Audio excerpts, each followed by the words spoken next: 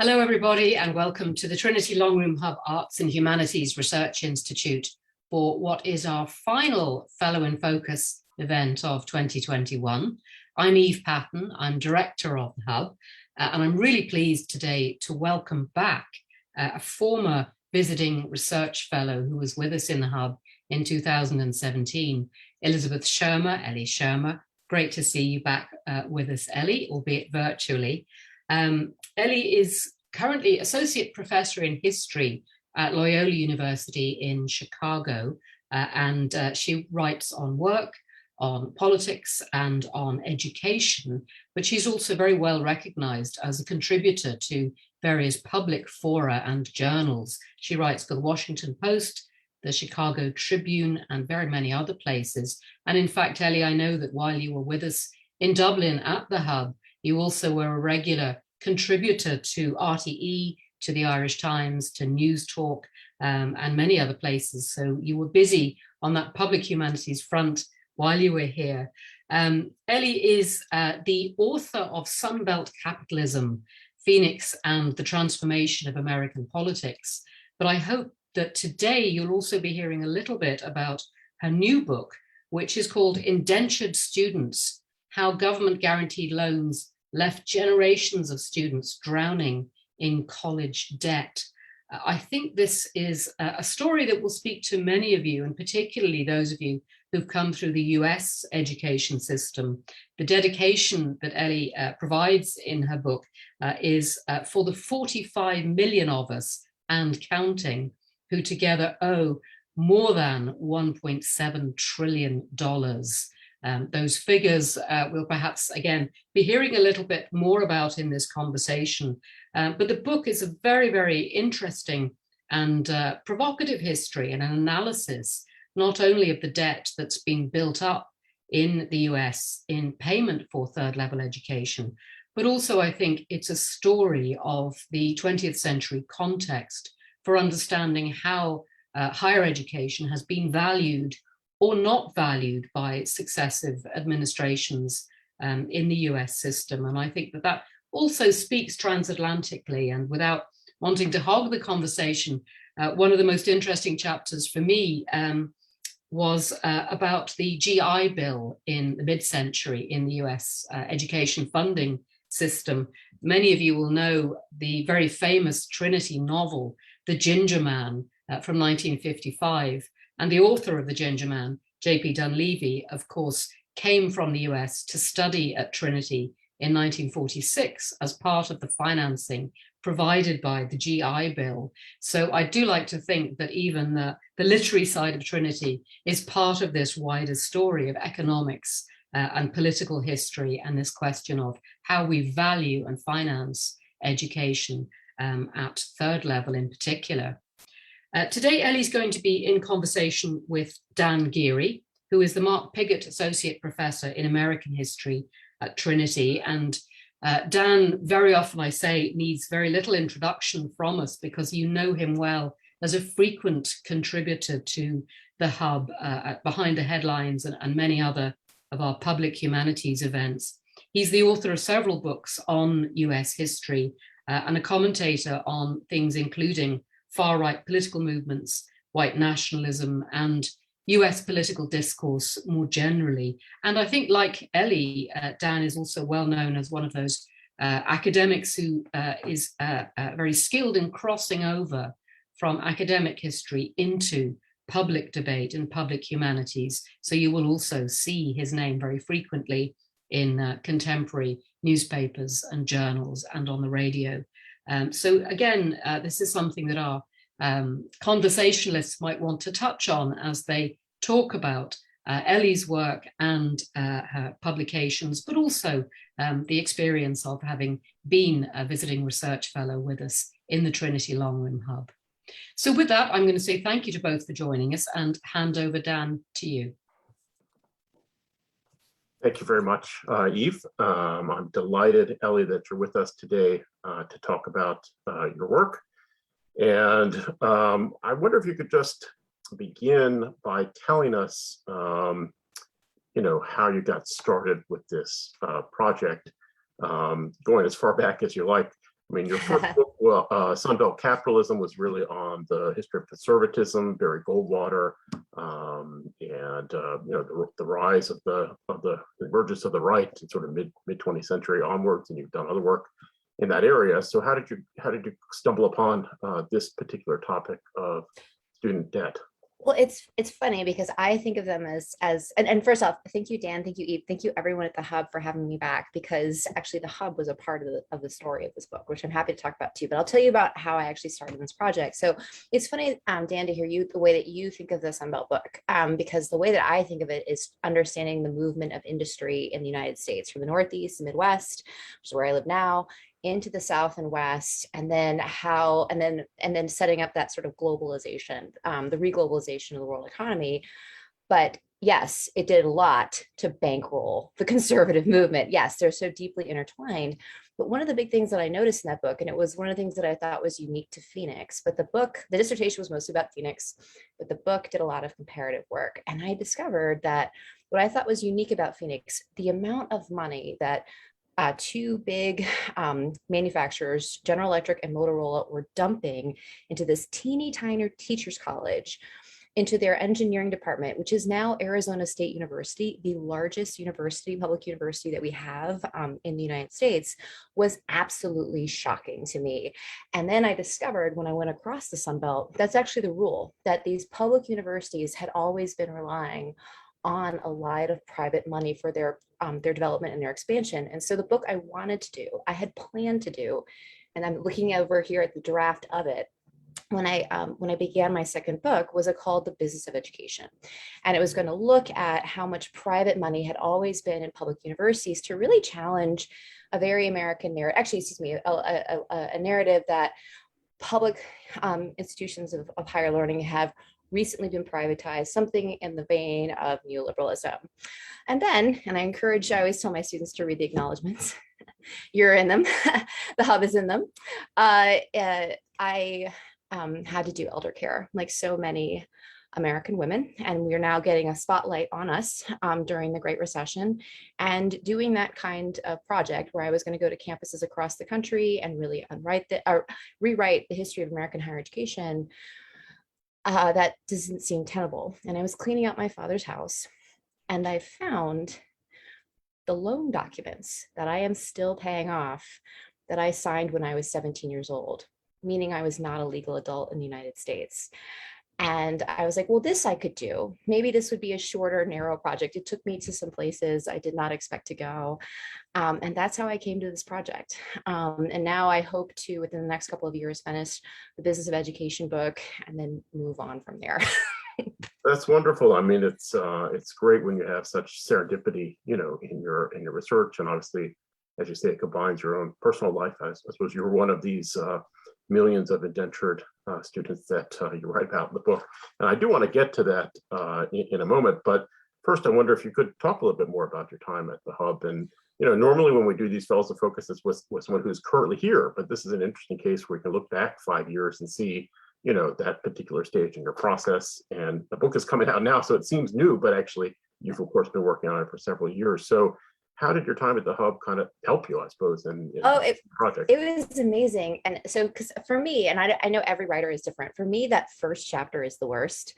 It's just such an absolute grind. I wrote the first chapter at the Hub, and I would come in every day, and it was such a special space, not only to have the office there so I could hide into it, but also the dynamism in the Hub too. I remember the wonderful common areas, and I also loved it too because there were so many public programming events on, and I think about it a lot. Is the one that I remember there was a couple. I was a part of the one on Behind the Headlines, where we talked about the Trump administration 100 days on, but they also did a Behind the Headlines on the abortion amendment, and that was extraordinary for me, and it helped me get beyond my project to not get so narrowly focused, but to see this world. And then actually I remember this very powerfully, and it's very important in terms of how I talk about the book too, actually, is this Humanities in Crisis conference. And I went and attended to it. And I think about that a lot because when people ask me about the book, what should be done, and I make the argument is like, we cannot leave higher education to be primarily funded through tuition, because we're asking students and parents to bear the burden of universities with a multiple of uses. We would not have vaccines without the scientists. We would not have rollout plans without the social scientists. We would have lost our minds without the humanities. And it is, of course, the humanities that give us the critical thinking skills. And so actually, to me, the hub was this energetic place that not only gave me a place to hide and work and grind out that first chapter, it's technically became the second chapter of the book, but also to just have more ideas and be in places where there's a conversation to really spark me and keep me going. It was phenomenal. Yeah, no, I know. Oh, and I forgot one last thing. Go ahead. The Irish Parliament was actually debating tertiary loans for third level higher education, or for third level education too. Like right when I was there, it was amazing. Yeah. Yeah, I know right what you mean about that first chapter too. I always tell my PhD students, it's the hardest. Once you have something on paper, you can work with it. But yeah, I mean, so yeah, I guess in a sense, the relevance of your work to Ireland was evident, at that moment, and also probably gave you some perspective, I suppose, on the U.S. system, where I found myself being overseas for many years. When you look at the U.S. from abroad, things that maybe you are inclined to take for granted or see as normal suddenly become, more strange and problematic and in need of explanation. Oh, absolutely. And I was lucky enough to also teach abroad my first 2 years out of within my first 3 years out of graduate school, and it really taught me what I took for granted. It also showed me what I needed to explain to students. And so I always joke that whenever I begin a class in the States, I ask, do we live in a nation of people or a union of states? And they all automatically say, nation of people. And I was like, well, show me your identification, which is a state driver's license, which is where we register to vote. And you can really start to see it. And I think for me, one of the things I really appreciated about being in Ireland was a framework I was thinking about. They were actually talking about Ireland as being a very young democracy. And Dan, you and I have had a chance to talk about how much it means to be able to do ranked choice voting, which is something only two states have right now. But to see the United States is a very old democracy. The Constitution, written in late 18th century English, is almost late 18th century English is almost unreadable to modern readers. And just the structures in place to check the people's power is anathema to how we define democracy now. And I think this book, I think of it as it is focused on the student loan question, as a window into a larger crisis in democracy and basic governance. And I think that is, for me, a really important part of the book. Yeah, no, I think 21st century democracy functioning with an 18th century constitution is kind of recipe for disaster. I guess we're lucky enough to at least have a 20th century constitution to work with. Imagine. And I definitely want to come back to this issue of federalism, that is to say, the power dispersed between the states and the federal government, and how that affected the story that you want to tell. But maybe before we get to that, can you just tell us a little bit about what the student debt crisis is now? I mean, what its proportions are and how individuals are, their lives are affected by it. Yes, and I'm going to say that you're asking me in a strange time, because what has happened during the pandemic is there has been what they call a moratorium. And so I and the majority of student debt holders have not had to pay any of our student loans off. And more importantly, because we have, there are different programs that you can apply to pause your payments, for example, if you lose your job or something like that, but the interest on your loan still accrues. And this is one of the reasons why women particularly have the hardest time paying off their student debt, because they're frequently moving in and out of the labor market in order to provide care, either for a child or an elderly relative, things like that. So we're in a strange moment, but what we're all watching is that 45 million of us are going to start having to pay back our loans again on February 1st. It's the end of the moratorium. The Biden administration has made it very clear that there will no longer be any more extensions or anything like that. But before the pandemic, what we were having is, where to begin, the third largest the second largest personal debt that most Americans owe is for their student loans. It is only second to their mortgage debt. And that is one of the things that's interesting, is that it is true that technically 40% of the population only has, only 40% of the population has a higher education degree, but 60% have tried, and that there's a sizable number who owe debt. And so now in the States, you are more likely to have to both borrow your way through college and work your way through college, meaning over 25 hours a week, which makes it actually a challenge to finish school within the 4 years that Americans expect. And then also we have a real issue in terms of the quality of jobs, where a lot of people are struggling to find the jobs that will enable them to pay back that debt. In theory, these loans are supposed to be paid off in 10 years. In practice, that is not true. We have people who, for their elderly pensions, what United States people reflexively call their Social Security payments, they're having their Social Security checks garnished for non-payment on their student loans. And the problem is the reason we don't have good bankruptcy data on the student debt crisis is because that debt cannot be discharged in bankruptcy. And so we're watching that more and more Americans are falling behind on these payments. The interest rates keep accruing, the debt keeps mounting, and there's no way for this debt to be discharged for any reasons that people are unable to actually pay this off. But it is, we have sociological studies currently that are linking the student debt crisis in order to people delaying families, in order to people unable to buy homes, all of these different questions. Yeah, so what you have, I guess as I see it, is really a story about how many individual Americans, their lives are affected by this debt that just, as you say, follows them around, follows them into retirement, prevents them from having, middle-class lives, from buying homes, from doing any of the things that people would want to do in their lives. And on the other side of the ledger, you've got an industry, an over $1 trillion industry that holds these loans, and that's really benefiting, I suppose, from the misery that it causes to other people.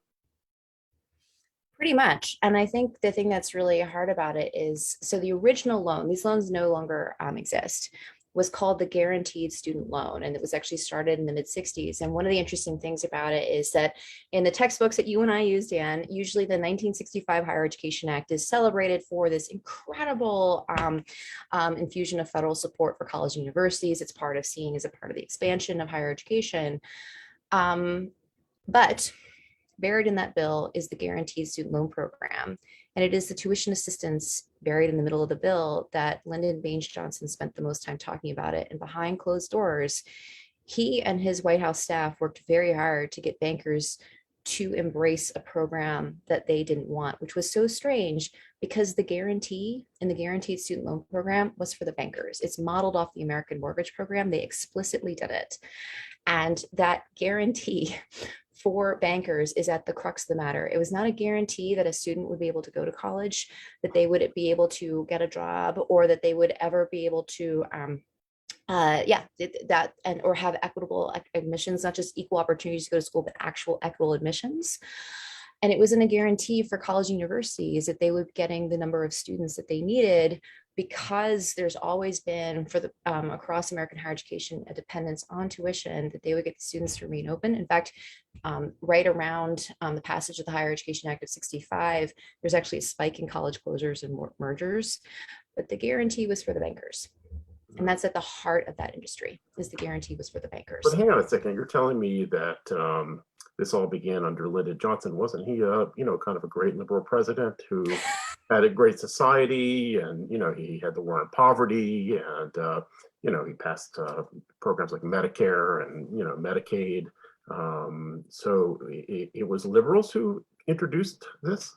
It's a bipartisan effort, Daniel. Like, that's what it is. It's a mid-century bipartisan thing. And actually, it's funny because you and I, my way that I think about LBJ, Lyndon Baines Johnson, is I think of him as the last New Dealer in the White House. And in fact, he's an early star in the New Deal chapter that I wrote at Trinity, because he's in charge of the National Youth Administration Program. in Texas, where there's the first federal experiment with tuition assistance. And it's a really important choice that those 1930s liberals also celebrated. Those 1930s liberals put an emphasis on tuition assistance, not federal funding for education. And it's really important that they're going to channel it indirectly. But they would never have considered, they never considered a loan, because let's think about what a student loan is. I'm going to give you money for something that I can't actually repossess and sell to someone else. And more importantly, the collateral for that is admission to a college or university that is dependent on your tuition dollars, right? And then if for some reason I could actually take away the degree that you bought with the money that I lent to you, you would never be able to compete for the kind of job to make it possible to pay me back. It's just a nightmarish federal project, which is why, though people asked, student loans have actually been around for a while, college and universities presidents asked the New Dealers, appealed directly to Roosevelt. They never considered a loan. They considered this work-study project.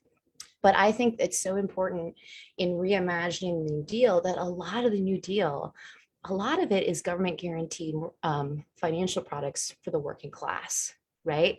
One of them being the mortgage program that was seen as, before we have the incredible work to show the racism built into it and how it exacerbated racial inequities, wealth gaps, that the mortgage program was seen as a success. It turned a nation of renters into a nation of homeowners. And that's why they use the mortgage program as the model for the Great Society student loan program. But let me just be very clear. A mortgage is not the same as a student loan. These are two very different things that you're talking about. Because obviously with the mortgage, you have an asset, Yes. behind it that you own, and, except in extraordinary times, the asset isn't about to lose, a giant portion of its. And in the case of the federal mortgage, you had to have at least 10% down. That was your collateral. So maybe can you tell us more about why they took this approach? Because it's quite different from, obviously, in Ireland and other European nations. Universities are funded directly, by the government, but in the US, you have this fractured power system, right? Where the federal government has no universities. It doesn't control any universities directly. The states do, or they're privately owned. So is that one of the reasons then that they opted to, guarantee loans to students instead of providing direct funding straight to the universities? Yep, that's exactly right. It's American federalism. And the tradition had been to leave higher learning to religious institutions, maybe religious institutions, states, other private voluntary organizations, individuals, things like that. That's exactly what it was. And, Dan, just as you said that, it's really interesting that, George Washington, the first president of the United States, one of his great dreams actually was to have a University of the United States in the DC area. It's what now private George Washington University is. And I do think, thinking about that early moment, what would it have been if we had had that federal tradition? It could have made a big difference. And I think just to underscore this, sometimes I encounter Americans who may have heard of what we call our Morrell land grant, our land grant institutions, but you got to look really critically at that policy, because that's the sale of native lands violently seized. Very important, violently seized, and for the most part, and sold for the endowments for at one state university in each state. So at one university in each state. However, that money from the federal government is just the endowment. It's just the startup capital, actually. And it did nothing to guarantee. There was no mechanism there to make sure that state legislatures actually funded these institutions to keep them going. And that's so absolutely critical to it, that even one of those moments where there's this celebration, it actually wasn't. So the choice was in the 1930s, in the Roosevelt era, because I think of the Roosevelt era as stretching into World War II. The choice is to take it on through tuition assistance, to provide the opportunity for young people to work so they could study. The federal government paid the salary. They let the colleges and universities decide who was going to get work study. And it was an indirect way of them, because they had to meet certain thresholds, indirect way of pushing very hidebound colleges and universities, very exclusive colleges and universities, to actually start to admit the impoverished. And indeed, one of the most incredible things about that early work study program, there was what we would now call an affirmative action for African Americans, and including those what we now call historically Black colleges and universities, money directly for them. And that's the thing that people miss about the GI Bill. I really hate. A colleague of ours, Dan, told me that I took a buzzsaw to one of the most beloved pieces of legislation in American history, the GI Bill. But it was also tuition assistance. That's what it was. And the sad thing is that instead of work study students paying the university directly for their tuition, the federal government paid the money for the GIs directly to the colleges and universities. Those payments arrived on time, but the subsistence checks for veterans often didn't, or they didn't arrive at all. So, yeah, as I understand it, then the roots of the student debt crisis really go back to the construction of the liberal state. It's maybe well-intentioned, New Dealers, but hamstrung, of course, by the federal system that they find themselves in, but who are constructing the system on which, it's bankers who, really are the ones who are funding students to go to university, and then students have to pay those loans off for the rest of their lives, possibly. So, yeah. But tell me, I mean, we could say maybe at least that these New Dealers, their policies were at least well-intentioned, and that they wanted to expand mass university education. But how do things develop to becomes an even greater, crisis of mass proportions, with the actions of people who maybe are less well-intentioned? Well, I'm gonna go back and say something a little bit closer about with the New Dealers. So I make very explicitly that the main reason the New Dealers started experimenting with higher education was because of the labor question. What they were trying to do with work study is get 16 to 25-year-olds out of the labor market and keep them off of welfare. That's literally what they were doing. That's what they initially conceived. They do start to embrace higher learning. They see it as actually something actually important for civic culture, for democracy. One of the other, but also with the GI Bill, even though that was in place and they started to understand the importance of higher learning more broadly for the civic society that they were building for reconstructing the nation, not just offering relief, still fundamentally how they sold the GI Bill was actually to make sure that veterans didn't end up selling apples on street corners. They were very fearful of the unemployment and an unemployment crisis like we had after World War I. And I think that's, for me, who was not well-intentioned. I don't know. To be honest, Dan, there's blood on a lot of people's hands now from a 21st century perspective, right? And I think in that case, you had private colleges and universities fighting the expansion of public higher education. And you had charities also fighting the expansion of public higher education, which would have been they understood it as a public competitor, a lower cost public competitor to their private college universities for the tuition paying students that they needed. And so there was a real effort to stop the expansion of public higher education, which a lot of business conservatives considered a threat to American values. Someone I will never be rid of in my life, Arizona Senator Barry Goldwater. He also fought. He actually initially didn't like the loan program. He also sure as heck didn't like the expansion of public higher education. But for him, he wanted to pay for the entire thing through tax credits. And that continual drumbeat of just giving people tax credits, which a lot of Americans still look to now, even though they don't actually, a tax credit, what it does is it cuts the amount of revenue needed, the revenue the government gets that it can actually spend. So it actually retards the ability to spend money on basic public goods like higher education, but someone individually gets a tax break. And then you have the more you pay, the greater the tax break. So it tends to benefit. Yep, and it disproportionately. Yeah.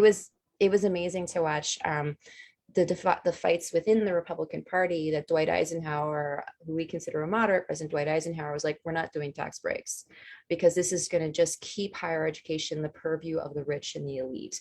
And I want to say here that for me is something really important for all of us to understand, because there's a problem where a lot of people look at American higher education's costs now and they see the numbers in the past like it was so much cheaper. Not really, because in 1962, it cost for 4 years of college about $7,000, but the average family income, net income, was $5,600 a year. So it's a way that people are not able to go back in time and realize actually the cost. And that's before we have many other things that Americans are in debt for. For example, our health. We don't have health care in this country. We have health insurance, another financial product. And we also have, and then of course, housing debt is a huge issue for us as well. And then there's the credit card debt, because the wages are no longer good enough for people to avoid having to go into debt for basic needs like food. It's it's not the happiest of stories. I know, I'm always such a bright and sunshiny person. Yeah, but I guess it shines a window into the wider dysfunction of American politics, which, as you're saying, goes well back in the past. Not recent generations. You have the federal system. You have this archaic, constitution. You have the heightening inequalities of race and gender, but you also have, I think, an outsized role for finance and policymaking, and an increase in business lobbying and partisanship.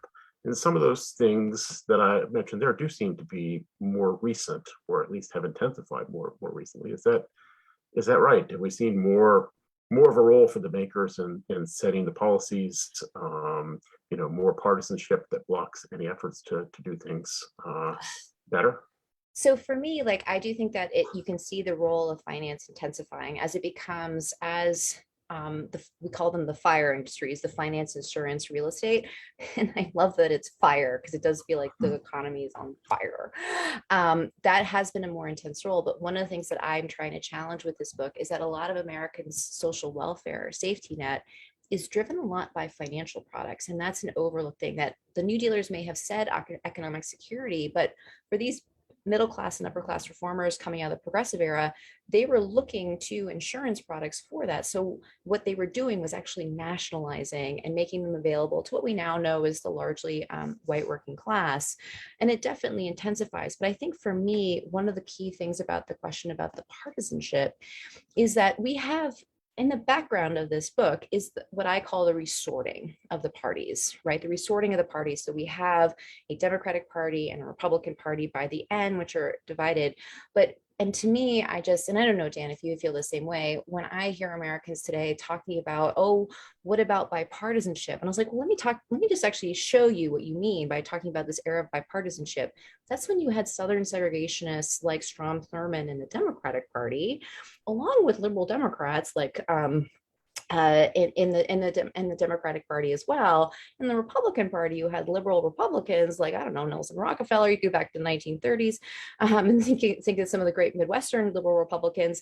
And I don't know, you also had Barry Goldwater. So you have that resorting happens over the course of the 20th century.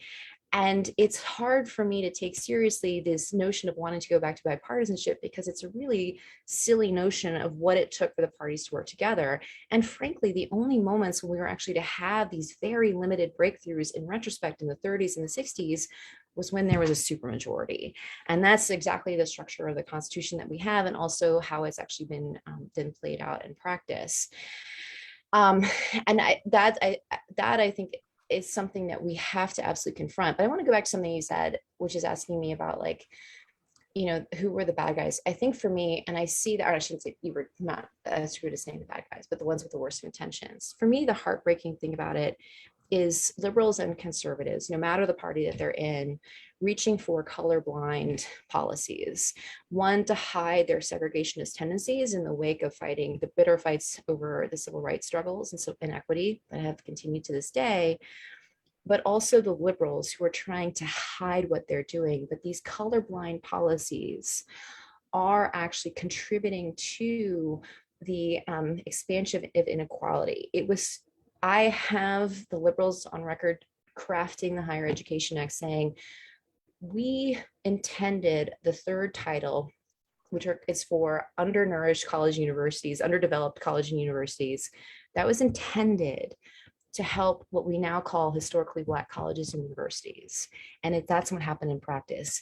The way that they tiered the different kinds of tuition assistance, it was not supposed to be that they were assuming that the grants would go to those lowest low income, assuming them to be students of color. But because they let, with one exception in the 70s, because they the policymakers let college universities decide who got this tuition assistance, they did nothing at the root of the cause in terms of actually tackling the question of who would be admitted and who would get the financial support that they needed. So that what we're dealing with now in this student debt crisis is the majority of the debt is held by people of color, especially women, and they have the hardest time paying it off because the assumption was in the 60s, if you just get an education, you can get the job, and that will be the path to upward mobility. They did nothing about the historic wage gaps, nothing. Yeah, and I mean, I guess you see this time and again that the way that, well, race and gender are inscribed in the inequalities of American law, but also the fact that a lot of these policies end up being quite complicated, quite technical, and in that sense hidden from view. And you know, those who benefit can, like the people who benefit from mortgage interest deductions, kind of just take it for granted. They don't see it as a giant payout from the government to homeowners, but also, you know, people who could be the beneficiaries of government education policies don't even understand that they are, and the policies are filtered through so many intermediaries, private universities, the states, what have you. My joke with my students is that, because as we're going, I'm teaching my law and public policy class, American law and public policy class. It's like, as the more and more complicated these things get, then more and more those who need the most help are not going to get it. Like, that's just, anytime it just gets this more complicated. And I think for me, what's astounding, Dan, if you look at, I believe this is true, that if the original Wagner Act is less than 50 pages, the original Higher Education Act, this one I do know, is less than 65 pages. The Social Security Act is ridiculously short. And now we're dealing with these massive pieces of sprawling legislation that no one can fathomably read. And part of that is because there's such a breakdown in Congress. And this is, again, as you keep saying, like sort of chafing at an 18th century constitution in a 21st century world, that really the only way to get anything through Congress is actually budget reconciliation. And that is not only how Obamacare got enacted, but that's also, which happened at the same time, because eds and meds are deeply intertwined. That's also how we got the end to the original guaranteed student loan program and the direct loans, and the rise of the direct loan program that I used. And so direct loans just was a thing that most of the, a lot of the student debt, our student loan money is coming from the federal government, so directly from the federal government. When I went to started college in 1999, only a few college universities were experimenting with this. Our alma mater, Dan, happened to be one. So I was lucky enough to get one, but how would I know that? I was 17, and the people who still owe debt on the guaranteed student loan program, because they do, even though that program was ended in 2010, they've had to keep paying their student loans throughout the COVID crisis. Yeah, well, I want to ask one final question. There's obviously a lot more we could say on the history, and you've brought historical perspective to bear on this. And it is amazing how complicated American politics gets. Whereas, you know, in Ireland, there's you know, set fees if you want to go to university. It's all very clear. And for that reason, it's much harder for the government to change because everybody knows what's happening and they all share a common interest. But I do want to ask finally, what is to be done, to quote Vladimir Lenin? It's been, you know, you talked us through some of the really dark details of American history, the effects on these indentured students, but now I'm being bathed in light now in this surprising afternoon sunshine that we don't normally get here in Ireland. It looks like you've got sunshine there in the morning in Chicago, but give us some sunshine. Tell us what might be done to correct these problems and to fix things going forward. Okay, I'll tell you, I'm gonna give you two answers to that question. Like the one where I'm like queen of the universe, but I'm a very democratic person, so I don't actually like queens. And then the other one about like the realities of what we're dealing with. And actually, I don't actually have the link with me, but I actually wrote something for Dissent with the 10th anniversary of Occupy, because I like to think of the epilogue of this book as maybe someone can find it and who's running it, as is that one of the most amazing things is that Americans were very silent about this debt. They didn't really talk about it. They would write these painful letters. They were extraordinary, talking about the pain that this has this burden that has been there forever. That's how I found the students and parents in their heartbreaking letters.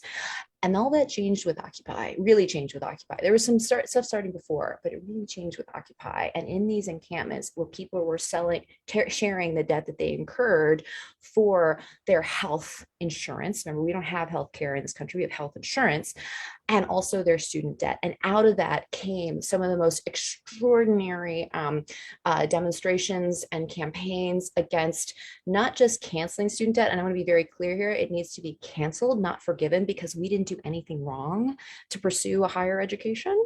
And the momentum to imagine actually having tuition-free college, a public, I think about it as a public competitor, that you would have that possibility. There is legislation in Congress for fee-free public universities, that public competitor. A lesser, not quite as deep, was actually in the original Biden administration's proposal for the infrastructure bill. So recognizing higher education as the infrastructure it is, to have the first 2 years of college, community colleges would be free, to do it that way. So there has been stuff. Sadly, that the College for All Act hasn't gone anywhere. It looks like the community college stuff has been taken out of the bill. There's also been a tremendous amount of public pressure on Biden to cancel anywhere from 15, the ideal is $50,000 in student debt. But getting that to be a mainstream discussion within the Democratic Party, that is actually the power of ordinary people. That is ordinary people coming together in encampments, building a movement and taking it out from there. And that's really incredible. But they are confronting the realities of an 18th century constitution. And right now, in these bitter partisan battles that we're having across the country about how our legislative districts are being redrawn. But I think, to me, what's inspiring throughout this book is the people, when the odds were stacked against them, they still finished their degrees. And they still did that. And when the odds were stacked against them in Occupy, they built an incredible strike debt movement. And it was really extraordinary. And I don't think that we're going to get it now. I have the very distinct feeling that we're all going to be start paying our student loans in February 1st, even with concerns in this country about inflation, about the end of the rent moratorium, the end of the unemployment extensions with the pandemic. But I think that there's so much momentum. I think it could carry forward. And I think it's a testimony to those folks who have really done that. And it's really quite extraordinary. And we need to give Occupy the credence that it's due. Yeah, fantastic. That is at least hopeful that there is a recognition that there is a problem, which is always the first step to solving it, and a movement that's really, beginning to push this. I want to go to the Q&A now, and if you have a question, you can please go ahead and type it in the Q&A part of Zoom. And the first question is from Stannis, and he wants to know when the guaranteed student loan program ended, but maybe you can sure. It ended in 2010. So there was an effort in the early 90s. We had these direct loan program that it happened in the Bush administration. It was first rolled out as it's called a tester, where they're trying something new. There was a real push in the early years of the Clinton administration, before the Republicans retook Congress, to make that the program. That is what happened under Obama in 2010. And it was linked to the budget reconciliation that enacted Obamacare. And what a lot of people don't realize about that 2008 election, yes, health insurance was a big issue, but Barack Obama and Michelle Obama were incredible, because they stood out there in the 2008 primaries talking about the debt that they held. That was one of their major priorities, was to tackle the student loan industry. And they had hoped to do it through standalone legislation, but they always had in their back pocket a strategy project about getting this through budget reconciliation. And that is what actually happened. And it was one of those small moments in time, which almost got derailed with the death of liberal icon, Senator Ted Kennedy, that just the window was so through. And to me, I think it's such a powerful question that those two were linked, because the two things that dealers failed but tried to do was to build into their social safety net education and medical care. They didn't do it. Those are the two things that Americans owe some of the most debt for. And then meds and ads in this country are so deeply linked, because we have a lot of medical schools, a lot of hospitals tied to medical schools, which is reliant on health insurance. A lot of the money for college and universities to stay open is coming through student loan programs, and these meds and ads are just so deeply linked. And to get them through on the Obamacare Reconciliation Act, and it was actually, if you actually look at the title, it's the Health Care and Education Reconciliation Act is actually what it is. And he actually signed that bill at a community college in Northern Virginia and talked about killing two birds with one stone in this piece of legislation, because the Obama administration recognized how linked they were. Very good. Well, the next question is from my wonderful colleague, Carol Holohan. And she wants to know about American private colleges and how they're funded. And if I've understood you correctly, they've been big beneficiaries of the way the federal government has gone about. Yeah. Okay. So, a friend of mine, she calls American higher education an ecosystem. We have more than 3,000 different kinds of institutions. We have what are called for-profit colleges. We have nonprofit colleges. Nonprofit college universities can be public or private. To be honest, when I look at Ivy League schools and I look at their massive endowments, and you tell me that's a nonprofit school, I kind of scratch my head a little bit. And also when you have private institutions like the one that I teach at, which are so dependent on students paying their fees through student loans, also getting government grants, things like that, I also really question Americans' need to divide neatly between what is public and what is private. So we have a lot of private colleges and universities in this country which are not Ivy League schools.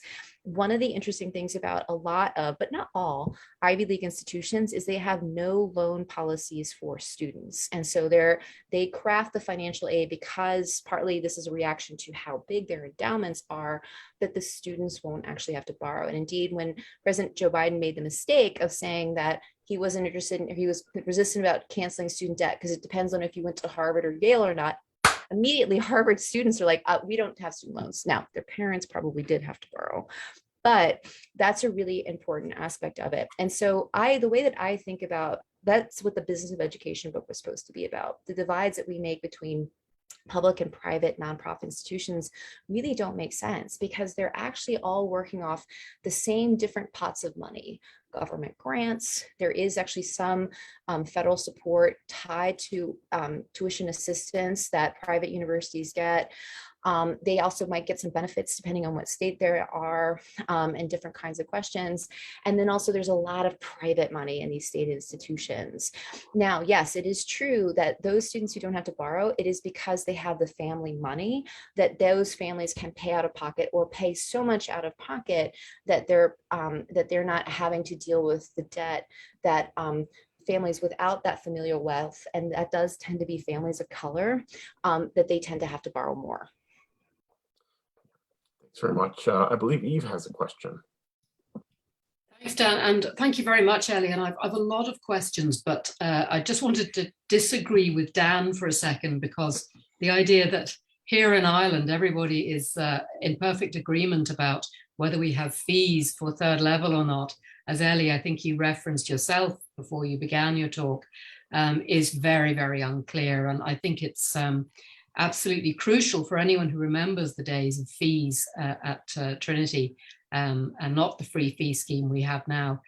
There are lessons obviously coming monstrously from the US, but also from our nearer neighbours and the UK. But the question I wanted to put to you, Ellie, was more about how you work, because at the beginning you talked about being in the hub and the the interdisciplinary environment that you enjoyed while you were working here and beginning the book.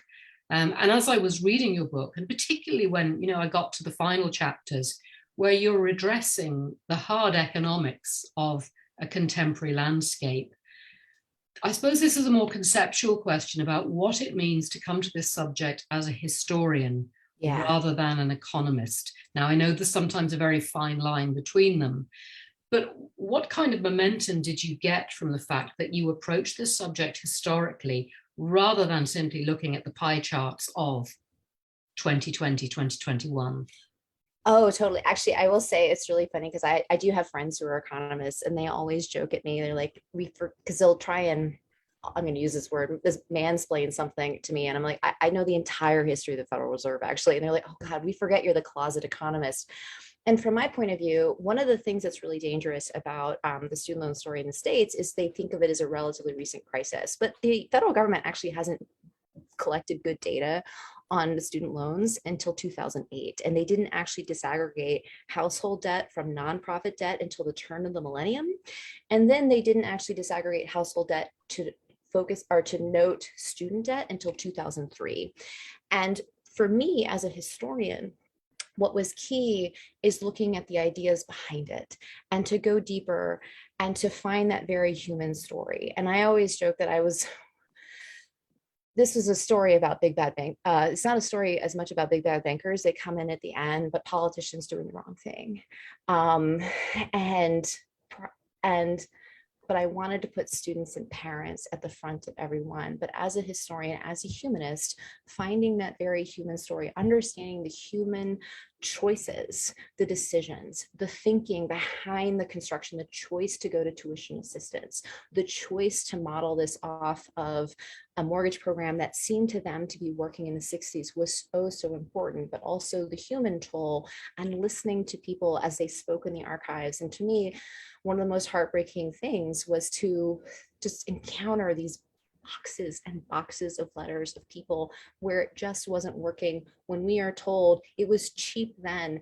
And then to find the correspondence within the Nixon administration that labeled all of that just grief mail. And that for me was just the most crushing thing about it, that this very human story, this very human pain was completely overlooked and hidden from view. But they were writing, they were talking.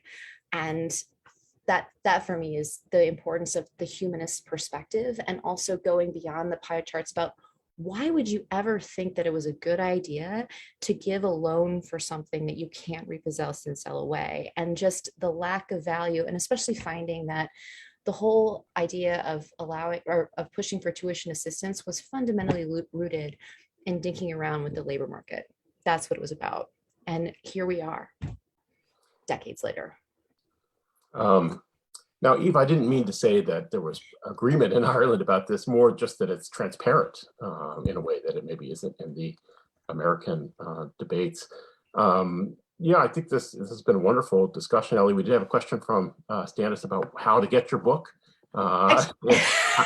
which I don't know if you planted that one or not, but I did not. I'm sorry if we didn't make those details clear at the outset, but Eva has put the details into the chat so you can all check there. And the book is entitled Indentured Students. Do you have anything else that you want to say as we come to the very end of our hour here, Ellie? Oh, one thing is Stannis put a chat, and I'll do it really quickly. There's an interesting kind of loan in the States, which are these loans, and sometimes you have Yale University student loans. So some college universities do have small loan programs. There's also some that experimented with these strange sort of investor loans that Milton Friedman actually called. He's like, he said, I don't think people will really like these loans where an investor invests in a student. He's like, it might seem like too much like slavery, which is actually one of the Republican solutions right now to the student debt crisis. And I was like, if Milton Friedman is calling something like slavery, I don't know, you guys, you might want to back up on this question. One of the most conservative economists that we have at the 20th century.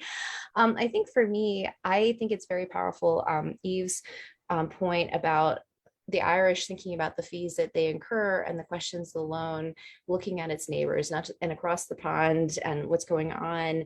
And especially, I think for me, one of the most powerful parts of this and why I really loved originally the end of the book, because of the work I had done in Ireland, and I had actually written a lot of this book traveling around Europe, was actually to show how the student loans had gone global. And I'm actually now going to do that as a separate project with other scholars who are specialists in different countries' loan schemes. So we can have a global conversation about this.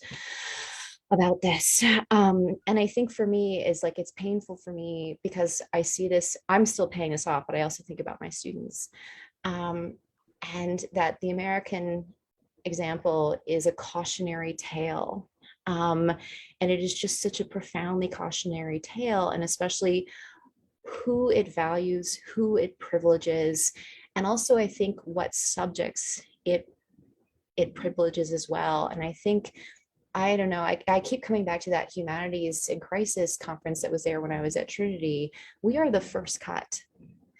And we have such an important perspective on these questions that you can't just leave it to the economists or their political scientists with their charts, because you lose that very human perspective, that very human understanding about why we make the changes we do and all of the intended consequences. The student loan program, the Higher Education Act, intended to create a student loan industry when there was not one, but also the unintended consequences and the very real pain that an individual feels and a country feels with the choices as they throw out. And I guess what you've shown really nicely here is the importance of history to these discussions, of the humanities discussions, but also, you know, the fact that if you have a student loan industry that's based on students taking out lots of money, they're far more inclined maybe to not do the humanities, but to do something that they can see will lead to some immediate job opportunity, business or engineering or the like, even if it's not what they prefer. And so we have a country that has less and less historical understanding. You know, and I know we're running out of time, but for me, like what breaks my heart about that, and I hate to put a monetary value on the humanities, but I know the world, this is the world that we live in. But for me, if you want to compete on the job market right now, and it is that you have to have those very human skills. I have read what artificial intelligence has tried. They tried to have an AI technology write a book review. This is kind of hilarious. But I think that our human skills, it is our human skills, our critical thinking skills, our critical writing, our critical speaking. Those are what the humanities gives a person, and they will serve them well in a labor market where more and more is being automated. And I apologize for coming to the hub with that, just sort of that very real material value of the humanities. But I feel, unfortunately, that is what we're sort of faced with, that you want folks who know that, right?